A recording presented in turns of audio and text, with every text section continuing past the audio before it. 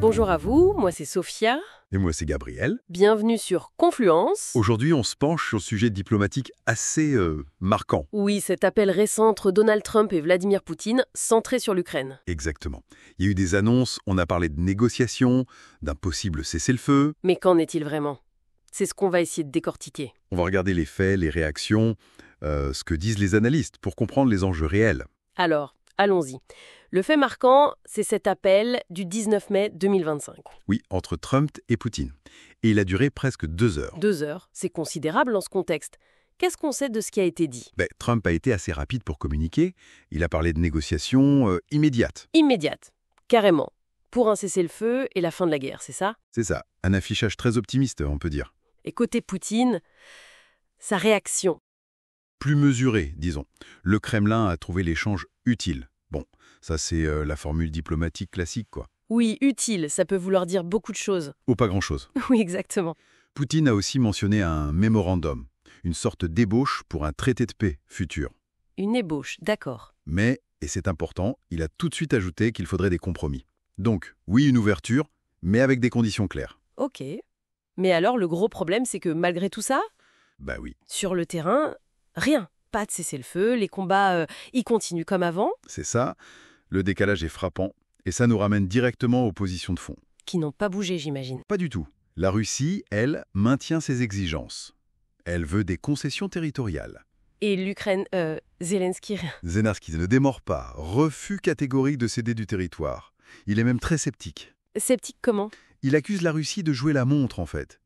De chercher à gagner du temps avec ces discussions. Ce qui n'est pas illogique vu le passé. Bah oui, surtout après l'échec des négociations précédentes, comme celle d'Istanbul en 2022. Et puis, il est le contexte international. Oui, Le lendemain même de cet appel, le 20 mai, hop, l'Union européenne adopte un nouveau paquet de sanctions contre Moscou. le 17e. Ça montre que la pression occidentale, elle, ne faiblit pas. Absolument, c'est un signal clair. Mais dans ce contexte tendu, il y a eu cette proposition du Vatican, non? Oui, le pape Léon XIV qui propose d'accueillir des négociations, une offre de médiation, et comment c'est reçu, Sam? Plutôt positivement du côté de Kiev et de ses alliés. Et Moscou? Pour l'instant, silence radio officiel. Pas de réaction. Hmm. Certains analystes, comme François Mabille de l'IRIS, pensent que le jeu pourrait être plus ouvert qu'avec le pape précédent. Ah oui? Pourquoi? Parce que le pape précédent était parfois vu comme, disons, un peu plus conciliant envers Moscou. Donc c'est une piste à suivre. Intéressant. Mais malgré ça, le scepticisme domine chez beaucoup d'analystes, non? Ah oui, clairement, les motivations réelles sont questionnées. Est-ce que c'est un calcul politique de Trump? Pour tenir une promesse de campagne, peut-être. Régler la guerre vite fait. C'est une hypothèse. Ou alors est-ce une tactique de Poutine, une diversion? Pour consolider ses positions sur le terrain. C'est ce que pense Tanguy Stru de l'UCL Louvain.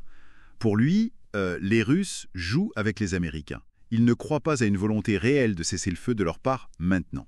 C'est une lecture assez directe. Oui, et il y a même des avis divergents, on a vu ça dans le Journal de Montréal par exemple, Qui disent quoi? qui suggèrent que Trump, avec son intervention un peu fracassante, aurait pu en fait nuire à d'éventuels efforts plus discrets pour un cessez-le-feu.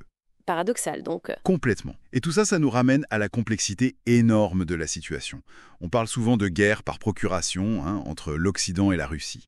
Et dans ce cadre-là, la moindre concession... Est vue comme une victoire pour l'un ou une défaite pour l'autre, ce qui rend les négociations incroyablement difficiles. Bon, si on essaye de résumer un peu tout ça. On a eu un appel assez spectaculaire, qui a créé un bref espoir. Très bref, vite douché par la réalité militaire, par des positions qui restent très éloignées. Et par un fort scepticisme des experts sur les véritables intentions de chacun. Donc la grande question qui reste, c'est...